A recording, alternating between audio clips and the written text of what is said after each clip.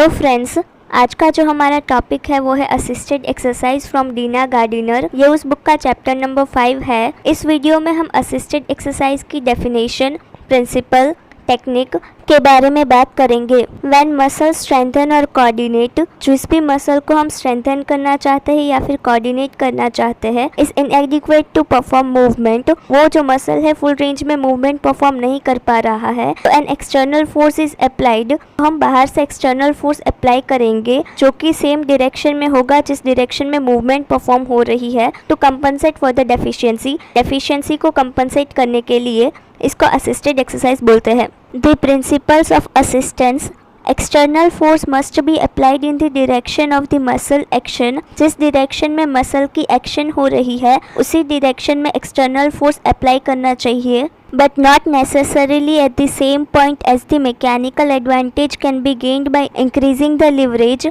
Liver के बारे में हम पहले ही पढ़ चुके हैं। To get the information about that please check out my channel's playlist of exercise therapy.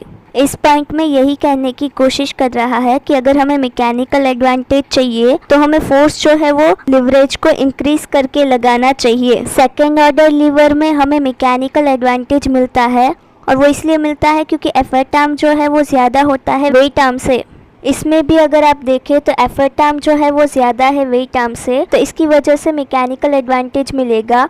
Mechanical advantage का मतलब होता है जब एक्सटर्नल फोर्स ज़्यादा हो in comparison to the patient, तो पेशेंट को जो है वो कम फोर्स लगाना पड़ता है और मूवमेंट इजीली परफॉर्म हो जाती है। जब हम यहाँ पर फोर्स लगाते हैं तो एफर्ट आर्म इंक्रीज होगा और मैकेनिकल एडवांटेज मिलेगा, लेकिन अगर हम यहाँ पर फोर्स लगाते हैं तो एफर्ट आर्म इंक्रीज नहीं होगा और उसकी वजह से मैकेनिकल एडवांटेज भी नहीं मिलेगा। The magnitude of this assisting force must be sufficient only to augment the muscular action and must not be allowed to act as a substitute for it, for if it does a passive movement results। Assisting force का जो magnitude है वो सिर्फ muscle action को help करना चाहिए, ना कि उसकी जगह ले ले। ऐसा ना हो कि फिजियोथेरेपिस्ट ही सारा फोर्स लगा रहा हो और मूवमेंट परफॉर्म हो रही हो। अगर ऐसा होगा तो वो पैसिव मूवमेंट हो जाएगी। The power of muscles increases, the assistance given must be decreased। जैसे जैसे मसल का पावर इंक्रीज होता जाएगा वैसे वैसे असिस्टेंस का जो फोर्स है वो डिक्रीज होता जाएगा। Technique of assisted exercise, first one is starting position. Stability of the body as a whole ensures that the patient's whole attention is concentrated on the pattern of movement and the effort required to perform it। Patient का जो body है वो stable होना चाहिए, तभी वो concentrate कर पाएगा पैटर्न ऑफ मूवमेंट पर and effort required to perform it. जो भी एफर्ट वो लगा रहा है उस मूवमेंट पर, उस मूवमेंट को परफॉर्म करने के लिए, तो हमें सबसे ज़्यादा ध्यान पेशेंट की स्टेबिलिटी पर ही देना चाहिए क्योंकि उसे एक्टिव मूवमेंट परफॉर्म करना है। Second one is pattern of movement. This must be well known and understood by the patient। Pattern of movement जो है वो पेशेंट को अच्छे से समझ आ जाना चाहिए। It can be taught by passive movement। आप पैसिव मूवमेंट करके भी पेशेंट को समझा सकते हैं। और in case of limb movements by active movement of the contralateral limb।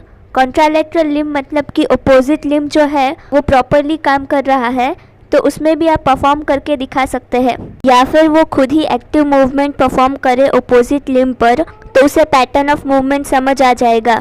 Third one is fixation. Adequate fixation of the bone of the origin of the prime movers improves their efficiency. हमारे जो prime mover है उसे हम fix कर ले तो movement की efficiency जो है वो इम्प्रूव हो जाएगी। When there is a tendency for a movement to be transferred to neighbouring joint to compensate for the inefficiency of the weak muscle. Weak muscles क्या करेंगे कि इनएफिशिएंसी को कंपनसेट करने के लिए मूवमेंट को नेबरिंग जॉइंट में ट्रांसफर कर देंगे। Movement in this must be controlled और held back by manual pressure और other mean of fixation so that the movement is pivoted at the required joint. Movement को नेबरिंग जॉइंट में transfer न करे, इसीलिए फिजियोथेरेपिस्ट जो है वो मैन्युअली प्रेशर लगाएगा या फिर किसी और तरीके से फिक्सेशन प्रोवाइड करेगा जिसकी वजह से जो मूवमेंट जिस जॉइंट पे होना चाहिए उसी जॉइंट पे हो। Fourth one is support. The part of the body moved is supported throughout to reduce the load on the weakened muscle by counterbalancing the effects on the force of gravity.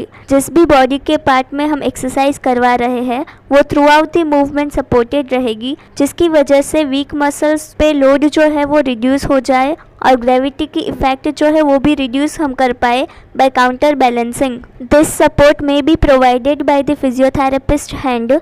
Physiotherapist के hand की help से manually भी हम support provide कर सकते हैं. Suspension sling. Suspension sling की help से हम सपोर्ट प्रोवाइड कर सकते हैं. A polished horizontal surface such as re education board.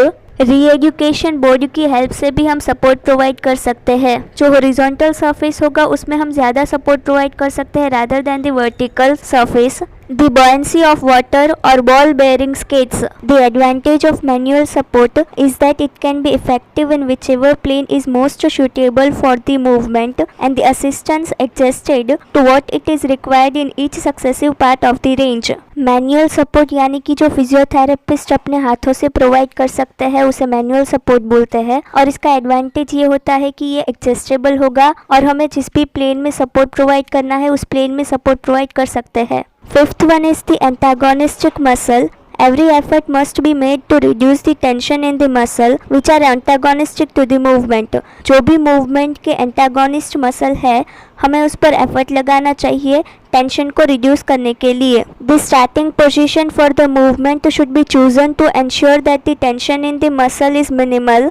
हमें स्टार्टिंग पोजीशन ऐसी सिलेक्ट करनी चाहिए जिसमें मसल का जो टेंशन है वो मिनिमल रहे. For example, a position in which knee is flexed is suitable for assisted dorsiflexion of the foot. अगर हमें डॉर्सिफ्लेक्शन करवानी है फुट की तो नी की जो पोजीशन है वो फ्लेक्स्ड रहनी चाहिए, तभी हम अच्छे से असिस्टेंस प्रोवाइड कर सकते हैं. जब हम ऐसी पोजीशन सिलेक्ट करते हैं तो जो एंटागोनिस्ट मसल है जो कि प्लांटर फ्लेक्शन के मसल्स है उसमें टेंशन रिड्यूस होगी. Sixth one is traction. Preliminary stretching of weak muscle to elicit the myotatic stretch reflex provide a powerful stimulus for contraction. जब हम weak muscle को थोड़ा सा stretch करेंगे तो उसमें powerful stimulus provide होगी जिसकी वजह से contraction होगा. Seventh one is the assisting force. The force used to augment the action of muscle is applied in the direction of movement. Assisting force जो होगी वो सिर्फ मूवमेंट को हेल्प करनी चाहिए और फोर्स जो है वो मूवमेंट के डायरेक्शन में ही होनी चाहिए. Preferably by mean of the physiotherapist hand, which should be placed in such a way that they rest on the surface of the patient's skin which is in the direction of movement. Mostly physiotherapist जो है वो अपने हाथों से ही movement करवाएगा. Physiotherapist अपना हाथ इस तरह से रखेगा कि जो पेशेंट की स्किन है उस पर उसका हाथ हो जो कि जिस डायरेक्शन में मूवमेंट हो रही है उसी डायरेक्शन में होना चाहिए.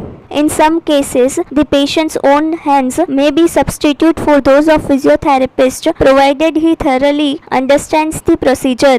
कुछ केसेस में पेशेंट जो है वो अपना हाथ भी यूज़ कर सकते हैं रादर देन फिजियोथेरेपिस्ट हैंड. ऐसा तब कर सकते हैं जब पेशेंट को मूवमेंट का जो पूरा प्रोसीजर है वो अच्छे से समझ आ चुका हो. एथ one is the character of the movement. The movement is essentially smooth as this is the characteristic of efficient voluntary movement and it is performed in response to a forceful command which demands the patient's full attention. Voluntary movement का जो characteristic है वो ये है कि ये जो movement होंगे वो स्मूथ होंगे और पेशेंट जो भी मूवमेंट परफॉर्म करेगा वो फिजियोथेरेपिस्ट के फोर्सफुल कमांड पर ही करेगा, इसलिए पेशेंट का जो पूरा अटेंशन है वो मूवमेंट पर ही होना चाहिए. The speed of movement depends on the muscles involved as each has its own optimum rate of contraction which varies according to its structure and load. Her muscle की अपनी एक स्पीड होती है जो कि उसके स्ट्रक्चर और लोड पर डिपेंड रहती है. Generally speaking, fusiform muscles contract rapidly and multipinate one take longer. जो fusiform मसल है वो जल्दी कॉन्ट्रैक्ट हो जाते हैं और multipinate muscles ज़्यादा टाइम लेते हैं. Very weak muscle cannot be expected to produce a sustained contraction and therefore assistance is given in a step. Week muscles जो है वो जल्दी कॉन्ट्रैक्ट नहीं कर पाएंगे, इसलिए हमें step by step assistance provide करना पड़ता है. With the contraction which may only be evident as a flicker contraction in early stage, लेकिन जब हम स्टार्टिंग में असिस्टेंस प्रोवाइड कर रहे होंगे at that time flicker contraction ही हो रही होगी.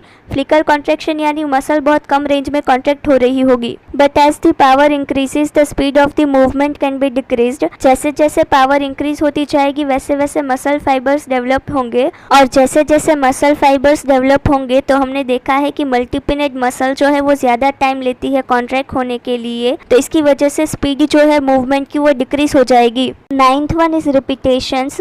The number of times the movement is repeated depends on whether it is considered advisable or injurious to fatigue the muscle in question। जब भी हम पेशेंट को कोई भी एक्सरसाइज रिपीटेशन में करवा रहे होते हैं तो हमें ये बात माइंड में रखनी चाहिए कि रिपीटेशन की वजह से पेशेंट को फ़ायदा ही हो। ऐसा ना हो कि हम रिपीटेशन करवाए जा रहे हैं और पेशेंट का जो मसल है वो थक गया हो या फिर उसमें कोई इंजरी आ जाए। Therefore, the condition which has caused the weakness must be known and understood। इसीलिए जो वीकनेस की कंडीशन है उसे हमें अच्छे से समझ लेना चाहिए रिपीटेशन करवाने से पहले। 10th one is the cooperation of the patient is essential during this type of exercise. जब भी हम असिस्टेंस प्रोवाइड कर रहे होंगे एट दैट टाइम पेशेंट जो है वो कोऑपरेटिव होना चाहिए। The aim being for him to achieve controlled active movement without assistance. Patient का जो एम है वो यही होना चाहिए कि उसको कंट्रोल एक्टिव मूवमेंट परफॉर्म करना है without any assistance. Concentrated effort is needed to encourage the muscle to do all they can help the movement, so praise well earned should not be stinted। हमें patient को encourage करना चाहिए कि वो अपने efforts को concentrate करे जो भी मूवमेंट वो परफॉर्म करना चाहता है उस पर। The ability to see results and to feel what is happening is a great help to the patient so he can be encouraged to palpate his muscle as they contract। Exercise की वजह से अगर patient को result देखने को मिलता है तो पेशेंट जो है वो एंकरेज होगा और एक्सरसाइज को कंटिन्यू रखेगा।